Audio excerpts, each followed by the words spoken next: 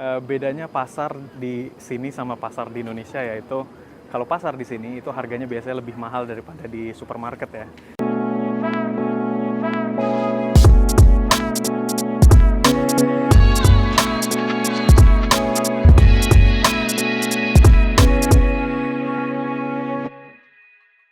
Halo teman-teman semua, balik lagi bareng aku Syarif Sapata. Dan hari ini kita di edisi ke-11 ya, daily vlog kita. Dan hari ini aku bakal, selain ngajak kalian jalan-jalan seperti biasanya, aku juga pengen cerita sedikit tentang pengalamanku nyari kerja ya. Jadi kayak pengalaman wawancara dan tips-tipsnya apa aja yang sehingga orang itu tertarik nerima aku sebagai pegawai gitu. Oke?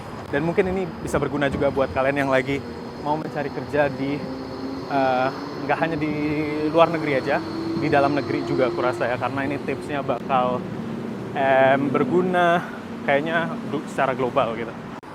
Ya sekarang kita lagi di dekat pusat kota ya, dan di depan kita itu ada semacam Irish pub yang paling rame deh kalau weekend. Sekarang gara-gara corona jadi tutup semua ya. Ya, di sini aku pernah kerja, teman-teman. Ini dulunya restoran Jepang ya. Waktu awal banget aku tinggal di Swiss. Dulu di situ pernah aku dapat aku jadi pelayan restoran waktu itu, dan pernah dapat telepon dari sekretarisnya Nadal, pemain tenis itu loh, Nadal. Dan dia makan di situ ya akhirnya, dan seru juga gitu, kita jadi sempat ngelayanin seorang prominent. Dan ternyata Nadal ke tenis itu sangat pemalu ya.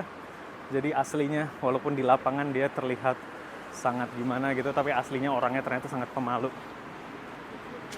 Ya teman-teman, di belakang saya nggak mau nge-shoot langsung ke belakang ya. Ini kayak semacam apa ya, bukan red light tapi semacam kayak tempat pusatnya misalnya hiburan malam yang khusus cowok gitu ya. Jadi di belakang saya ada strip club, ada sex shop, ada di belakangnya itu juga yang bangunan-bangunan itu, di situ biasanya banyak prostitusi yang privat gitu deh.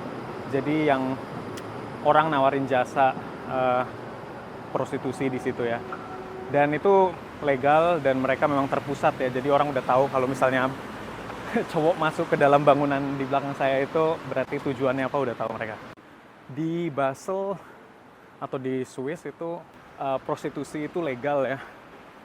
Seperti biasa jam makan siangku cuma 1 jam, tapi kita nggak makan siang ya. Kita nge-vlog aja.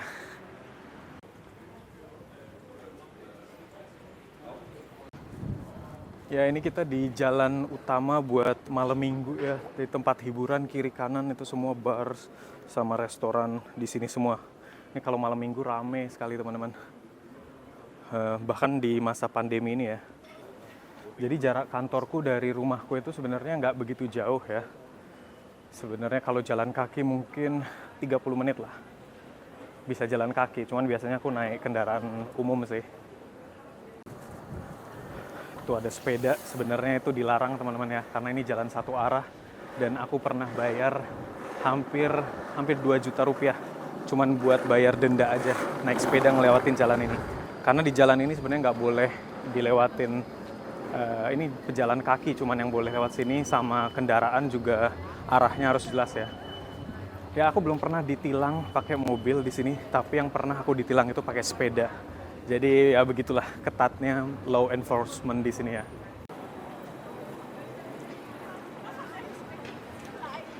Tuh bangunan yang tua di belakang itu sekolah teman-teman. Jadi SMP, SMA di situ semua kayaknya. Keren juga ya sekolahnya, bangunannya. Yang belakang tuh, yang paling belakang. Tuh makanya banyak anak-anak muda di sini. Aku kalau weekend suka sebel jalan di sini karena mereka kadang suka resek ya. Anak-anak muda di sini. Ya banyak yang nanya, katanya aku harus selalu ceritain ini jam berapa gitu kan. Ini jam 12:30 teman-teman, jam 12:30 siang, tapi memang lagi agak mendung ya. Cuacanya 7 derajat. Oke, jadi ini berawan di sini sekarang. Dan walaupun 7 derajat tapi nggak terlalu dingin-dingin banget sih, entah kenapa. Dan yang menarik juga di Swiss ini ya, itu kalau di tengah kota gini kalian bakal jarang melihat suara klakson teman-teman. Karena apa? Karena bukan ya mereka nggak biasa ya main klakson gitu. Jadi apalagi pejalan kaki itu sangat diutamakan teman-teman. Makanya kalau ada orang klakson malah diliatin di sini. Nih di pusat kota Basel nih, pusat kota banget ini ya. Tapi memang bebas dari kendaraan bermotor biasanya di jalan sini. Banyak sekali di Basel ini pengemis yang menggunakan trik yang bohongan ya. Aku yakin banget itu ketahuan banget bohongannya. Masa aku udah melihat 1 minggu ini 3 orang jalan pura-pura jalan cacat gitu. Dan dari negara yang sama. Dan gaya model-model jalannya juga sama. Bullshit bener-bener. Sebel kadang-kadang melihat orang mengemis dengan cara yang manipulatif seperti itu ya. Ya, jalanannya memang sepi seperti ini di sini.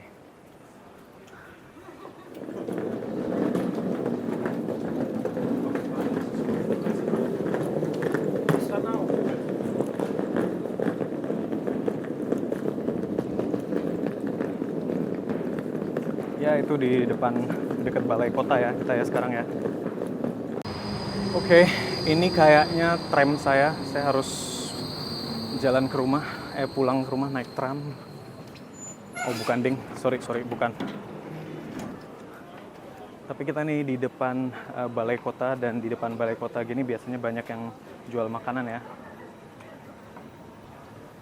Tuh, banyak jual makanan, banyak jual sayuran. Di depannya balai kota. Udah dipasangin pohon Natal teman-teman, karena sebentar lagi bakal masuk Natal.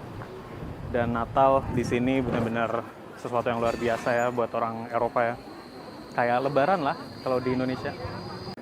Bedanya pasar di sini sama pasar di Indonesia yaitu kalau pasar di sini itu harganya biasanya lebih mahal daripada di supermarket ya. Jadi walaupun tenda-tenda itu seperti pasar-pasar di Indonesia biasanya, tapi harganya jauh lebih mahal. Tapi produknya memang biasanya produk lokal atau organik segala macam ya. Jadi produk yang spesial lah sebenarnya.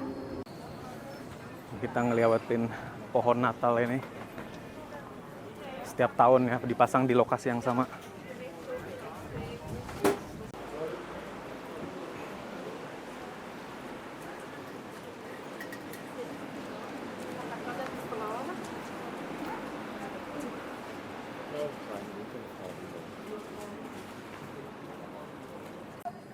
Tuh ada yang bertanya kan kemarin ada pedagang kaki lima nggak? Ada juga teman-teman.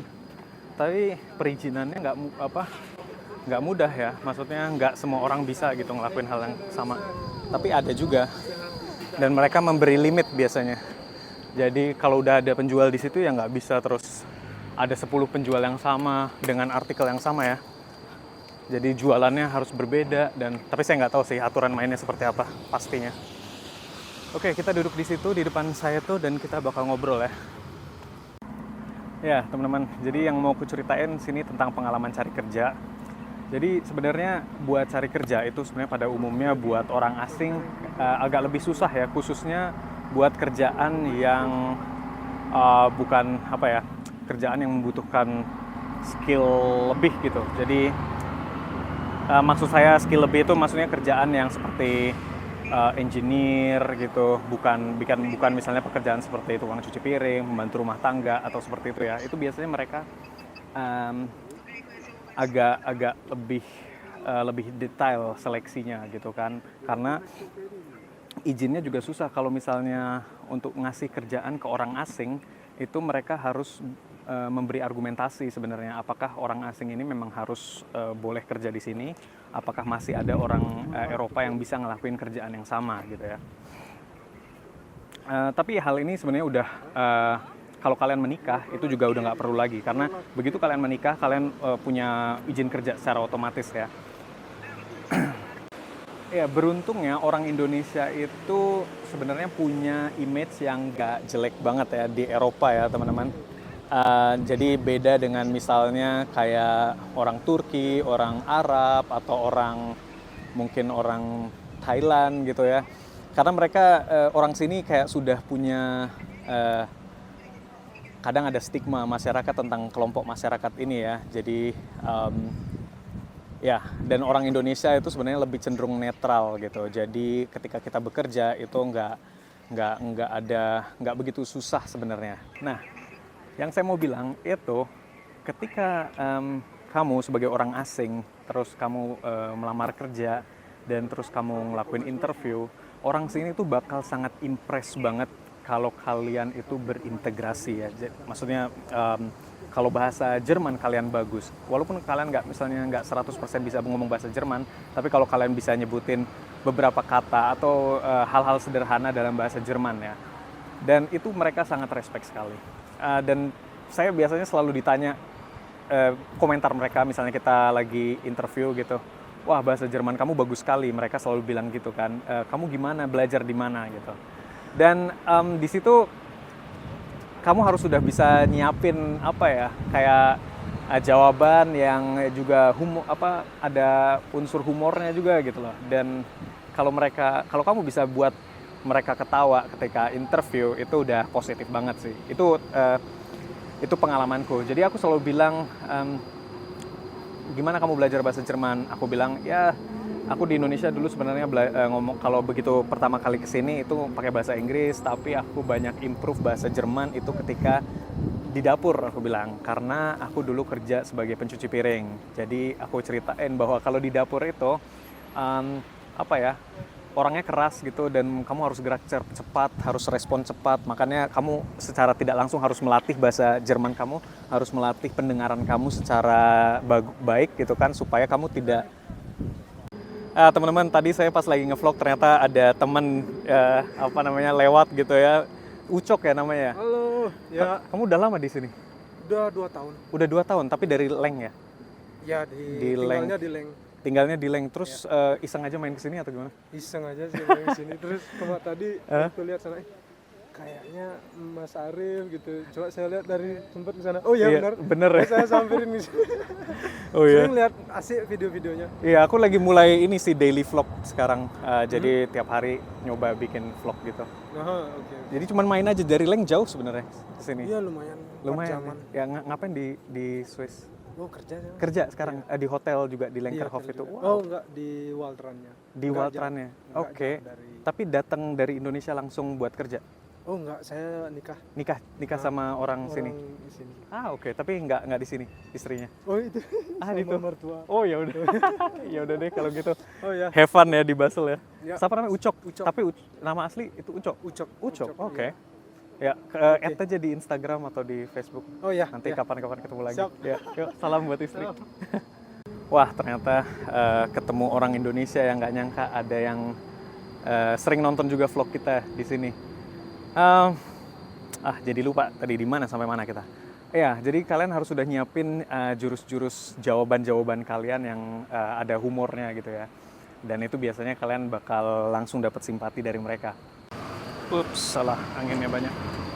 Tapi teman-teman, semuanya itu sebenarnya juga latihan ya, termasuknya ya. Karena aku juga waktu itu ngirim sekitar 10 lamaran kerja dan interview di berapa tuh? Aku dapat panggilan interview 8 kali, teman-teman. Beruntung banget. Tapi di kali ketiga aku langsung ambil kerjaannya ya. Tapi itu memang di interview pertama sangat jelek sekali ya. Ya, menurutku sih sangat jelek. Tapi begitu interview kedua kita udah latihan, udah mulai terbiasa, dan akhirnya di interview ketiga itu udah sangat-sangat enjoy sekali kita. Anginnya kencang sekali teman-teman di sini. Ya, kota Basel itu terkenal banget dengan banyak seninya ya, museum dan seni lah pokoknya. Jadi banyak sekali di sini atelier kecil ya, jadi yang memasang hasil karya-karya mereka. Jadi seru, jadi kadang kalian ngelewatin rumah gitu, bangunan, terus ada jendelanya, ternyata dalamnya tuh banyak lukisan gitu-gitu buat semacam kayak pameran kecil, museum kecil maksudnya. Ya, balik lagi ke masalah interview tadi ya. Jadi kalau kalian udah dipanggil interview, itu mereka biasanya udah seleksi skill kalian ya. Jadi menurutku ada 2 tahap. Jadi kalau kalian menulis lamaran kerjaan, itu bagaimana caranya kalian bisa membuat orang tahu skill kalian dengan baik ya. Jadi Itu karena memang satu-satunya jalan mereka buat nyeleksi kalian gitu kan. Dan setelah kalian dipanggil interview, itu biasanya yang dipertimbangkan bukan skill kalian lagi, paling cuma mereka confirm sedikit ya. Tapi yang dicari bagaimana kamu secara pribadi gitu kan. Dan di sini pentingnya kamu harus melatih, sudah berlatih kata-kata. Jadi nggak perlu semuanya kalian latih ya, jadi kayak robot gitu. Tapi paling nggak kamu udah ada 1-2 bukan jokes sih. Jadi kayak gimana kalian menyampaikan cerita hidup kalian serius tapi ada lucunya dikit gitu. Dan itu biasanya itu trik saya yang paling sering berhasil sih. Saya udah tahu kalau wah ini saya keterima ketika saya tahu ngedenger orang yang mewawancarai saya itu ketawa gitu ya.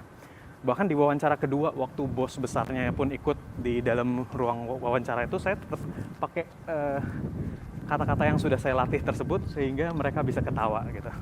Tapi jangan jadi bumerang juga ya. Kalau kalian terlalu membuat jokes yang murahan gitu, bisa jadi kalian dikategorikan sebagai orang yang tidak serius gitu ya. Jadi bagaimana caranya tetap terlihat terdengar serius tapi kalian itu ya, humoris gitu. Dan karena mereka kalau udah interview tuh mereka udah nyari ini orang ini bakal bagus nggak buat tim kita gitu kan. Dia bakal enjoy nggak kerja di satu tim gitu kan. Ini rumah-rumah di pinggir sungai kayak gini, waduh mahal banget teman-teman. Aku udah lihat 3.000, 4.000 harganya. Jadi padahal kecil sekali ya, tapi pemandangannya memang luar biasa sih. Oh ya, salah satu tipsnya lagi adalah ketika kalian ngirim lamaran kerjaan gitu, kalian biasanya terintimidasi dengan list skill yang diminta gitu ya. Karena biasanya kalau mereka pasang iklan buat kerja itu skill yang diminta banyak banget gitu. Nggak usah terlalu banyak dipikirkan selama kalian yang garis besarnya itu masih masuk dalam skill set kalian ya. Jadi 1-2 kalian lihat, oh ya kamu bisa, nggak usah ragu-ragu langsung kirim lamaran kalian. Karena aku udah membuktikan bahwa dari 10 lamaran yang kukirim bahkan di Eropa ya, itu aku nggak ada yang benar-benar memenuhi semua kriteria sebenarnya. Tapi ya entah kenapa aku dapat panggilan 8 kali teman-teman, bahkan harus nolak gitu ya. Ya tidak dipungkiri memang pasar kerjaan buat anak programmer itu di sini sangat bagus ya. Jadi sangat dicari sekali gitu. Mungkin itu juga sebabnya kenapa aku banyak sekali dapat panggilan. Ya terus kalau misalnya kamu nggak punya banyak hal yang bisa diceritakan gimana gitu kan. Ya kalau misalnya kalau kamu lamar kerjanya dalam waktu dekat ini ya mungkin kamu bisa intinya jangan berbohong lah, apa adanya gitu kan. Coba ceritain, setiap orang pasti punya hidup yang menarik sebenarnya kalau tergantung kita melihatnya dari mana gitu. Tapi makanya penting sekali teman-teman, ketika kalian sekolah, kuliah gitu, nggak hanya belajar aja atau nggak kerja aja, tapi kalau bisa kalian tuh punya hobi yang menarik, kegiatan yang menarik, sehingga kalian bisa punya banyak hal yang bisa kalian ceritain gitu. Aku pengalaman hidupku itu kalau menurut standarku ya cukup banyak sekali.